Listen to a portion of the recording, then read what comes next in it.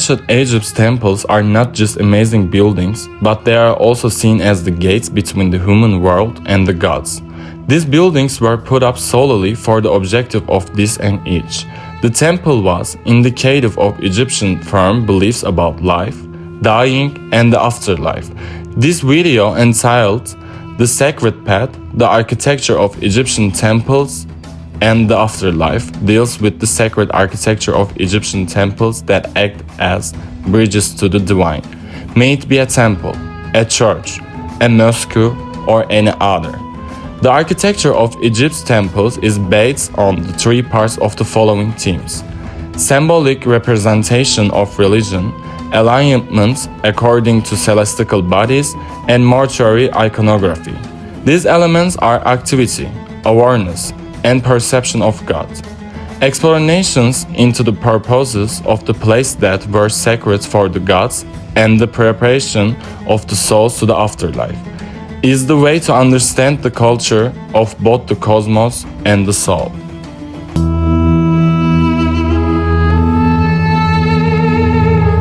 Religious symbolism in temple architecture.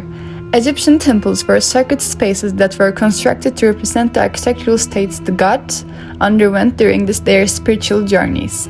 The pylons that are high gates, which are the main attraction, reflect the idea of horizon, which is the place where the sun rises and falls, thus allowing a passage between life and death. With the passing through these gates, the worshippers symbolically travel from the terrestrial to sacred.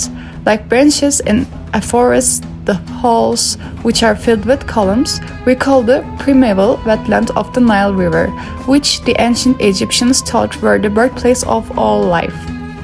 Thus, the temple is defined not merely as a local building, but as a cosmic circle of the soul's journey from physical plane to divine enlightenment. As the author of the book, thus the greatest poet wrote, movement from the profane to sacred space reflects a transformation. The sanctuaries are the holy of holies, were prized on behalf of Pharaoh, who was considered as intermediarily performed rituals. This is depicted in the bas-relief pictures of the Pharaoh, who is conversing with the gods, a fact that was basis of the Pharaoh's authority, who was seen as the god's representative on earth.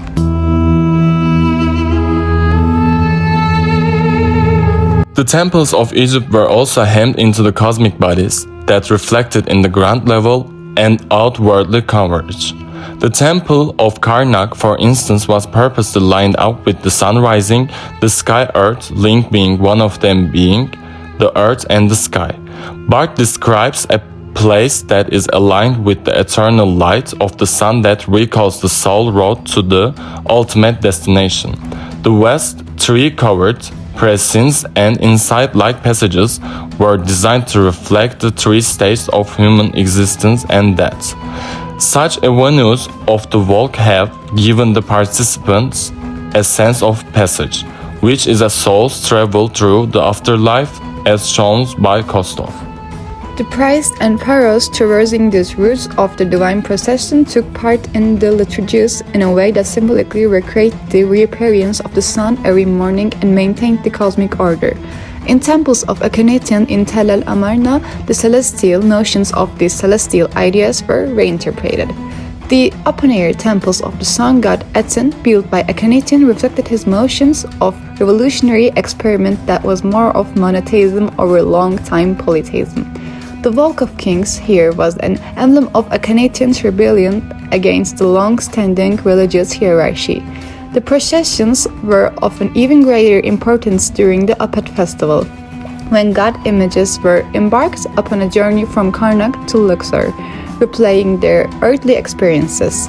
The processional path was not just a route, it ran through the spatial dimensions of a cosmic axis which brought men to divine order, and the temple as connecting the links between worlds was also emphasized. This way, the road metaphor represented the everlasting chair that any soul would be willing to sit on.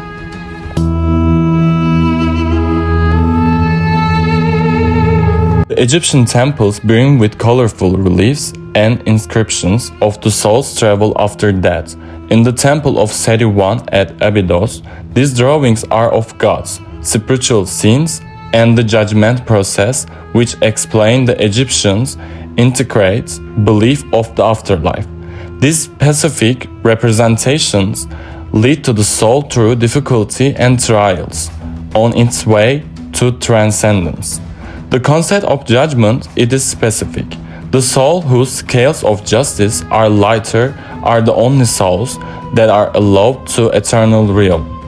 The temples have scenes and texts that also stress the importance of Ma'at, the cosmic order of the universe that was the law of life and the death in ancient Egypt. The images of Pharaoh in the inscriptions depicted him executing rites and making sacrifices to maintain this divine order, also demonstrating the Pharaoh roles as a divine intermediary. Temples of Akhenaten were constructed to a new design with a focus on the Sundays Aten, which symbolized the transition to monotheism. The architecture of Akhenaten's temples, which were designed with open-air sanctuaries, allowed the sun's light to pass through the whole of the temple, thus reiterating that the sun's role is in a soul's pathway. These motifs had the temple's two roles alongside that the holy place as well as a guide to the soul's way to afterlife. Inscriptions and reliefs in these temples not only show the pharaoh's divine journey, but also create the connection between the mortal and divine realm. In Third King's transformation from human to godlike status is refined by the eternal order.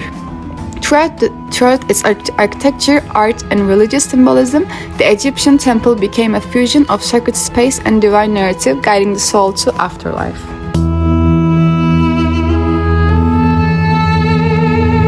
Egyptian temple architecture, crafted with specific heavenly alignments, immense size, and elaborately constructed images, was a vital key to the Egyptians' integrate worldview as well as their belief in the afterlife. Temples were not just the site of religious practices, they were sanctuaries that allow a direct communication line with the immortal world. They were not only built but designed to link the earth to the heaven by precisely positioning to the cardinal directions, solar path, and the starlit sky.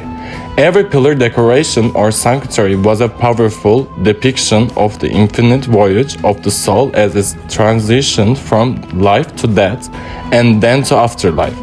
Apart from that, these temples personified such as success of the cosmic philosophy that humans were like participants in the grand unified universe, managed by divine laws.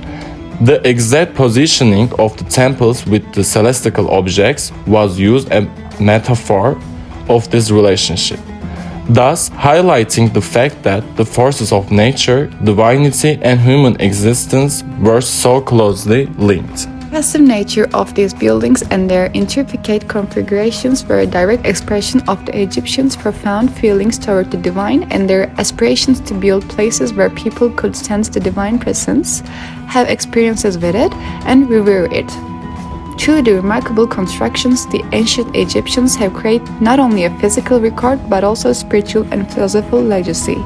Temples serve as more than an architectural study, but their design and their construction frame their thoughts on life, death, and the afterlife in the ancient Egyptian world. Throughout their designs, they make us question our own relationship with the universe, and they demand us to think about the everlasting journey of the soul and our role in cosmic order. This way, Egyptian temples not only captivate but also encourage us to continue the timeless human pursuit of meaning, immortality, and connection with the divine.